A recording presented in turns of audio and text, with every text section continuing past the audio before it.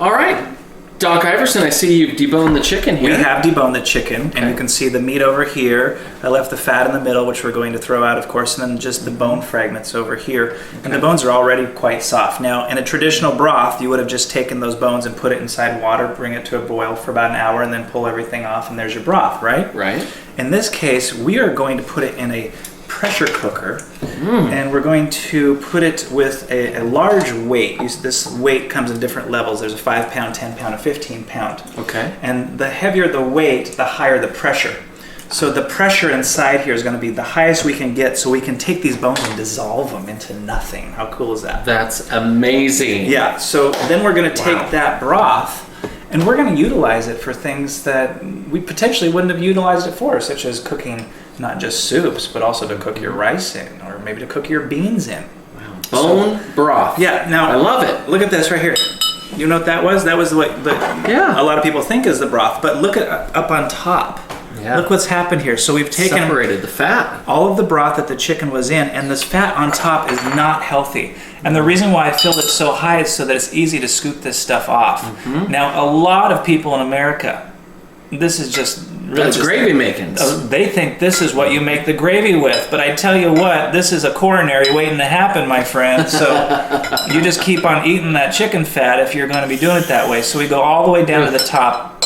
And something else that is neat about this kind of broth is that when you put it in the fridge, it turns into just a pure jelly. As opposed to the bone broth, which won't be as jelly-like, it'll have more just of a milky fluid consistency. Okay. So I have that, and we can either make a gravy with this. It'll be a delicious gravy. I bet. Or we can combine it with the broth at the end and have more of a flavorful type broth. Okay. Something else. This chicken was made with literally nothing but chicken. No seasonings. Nothing. And so think about people that have higher blood pressure who are affected by excess salt. Right. This is a great way to do it on your own. None of those additives, none of the preservatives, nothing that's going to accelerate their blood pressure. It makes me think about cooking for my children. Yeah. And I know you had mentioned earlier in a previous segment about this being great lunch meat.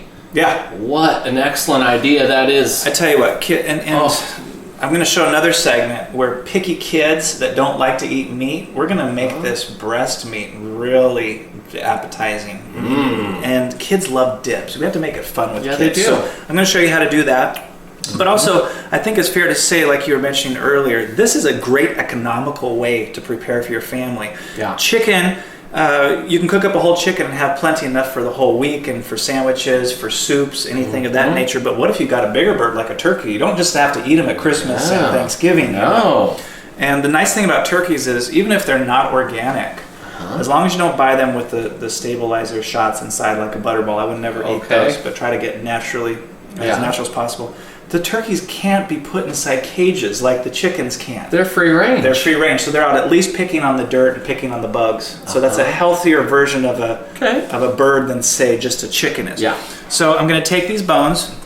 As according to the cookbook, we have a certain amount of water in here, and we're going to put all these bones right on inside. Okay. Including the neck, and we're leaving the fat off. And if there is any fat, not a big deal, because guess what we're going to do at the end? Just what we did right here. The wishbone, I saw that. Yep, we have to make this a very lucky soup.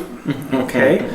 And then what we're going to do is we're just going to put the lid on this. For having no seasonings, that smells so good. It smells so good. And then we put this little guy on top. Okay. Now what happens with the pressure cooker, it's not like the pressure cooker of our parents or our grandparents where they blow up and cause maiming of people who are cooking. These are much different now. They have a lot of safety mechanisms in them. But nevertheless, when the pressure cooker goes on, we don't want to have this thing rocking like this. Okay? It's going to be very gently rocking back and forth. And that's how we prevent it from having any accidents here. So right now we're going to put this on the stove, and we're going to come back in about 1 hour. So here we have it. It's been about an hour now inside the pressure cook, and let's see what we have. Wow, this is going to be exciting. So we want to make sure, of course, all the steam is out. It still looks like it's... No maiming. No maiming here. Okay, and we pull that off, and what do we see down here? Well, it doesn't look much different than we would expect, but let's just see for sure. And I'm going to have you do that right now, because I think what you're going to see is that they just crumble underneath there. Those are bones. They're just crumbling. They were bones. They were bones. And as he continues to crumble, you'll see the liquid gets a much more white or milky appearance. So just use some real elbow grease there. Get them all the way cut out. Now, again, we're making a bone broth as opposed to just a flesh broth. This was our flesh broth that was left over. We're going to add those together in the end.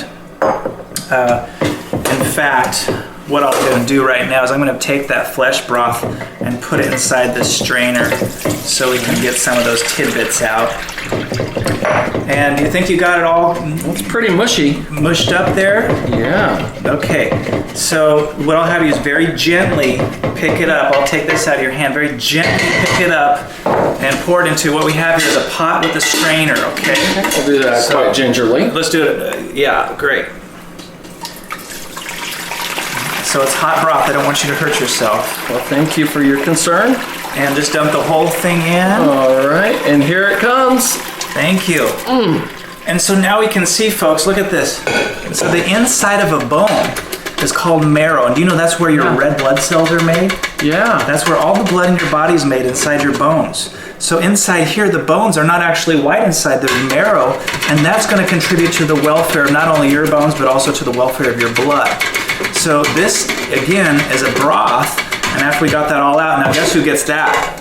My dogs. Your little babies. They are going to love that. They're going to love that. And so I'm going to take the big jar now, and I hope I can do this without spilling all over everything. You got her. Okay, so then we just fill this guy up. Marrow has a different sort of fragrance as well. It's a different fragrance, and not only that, it's a real rich flavor. I'm going to bring it up all the way to the top here. Very good. So again, medicinally, this stuff is loaded with all minerals, not just calcium. Yeah. It's loaded with amino acids. We recommend this. Let's say somebody got in an accident and broke their bones. We would have them drink about 16 ounces of this during the day, like tea, along with nettle tea and horsetail tea. Would have them do that as well. If somebody who was ailing or aged and they needed to have some more nutrition and they weren't able to do other types of nutrition, they have them do at least a cup a day. But you can also make all your soups with this. Do you know this broth is better than anything you can find anywhere? Yeah. Absolutely the best. Natural. Yeah. So I love it, Dr. Iverson. Well, thank you so much. And again, folks, Dr. Iverson is the author of Nature's Diet Cookbook and Nature's Diet. Both of these books, all of these recipes can be found on Amazon.com.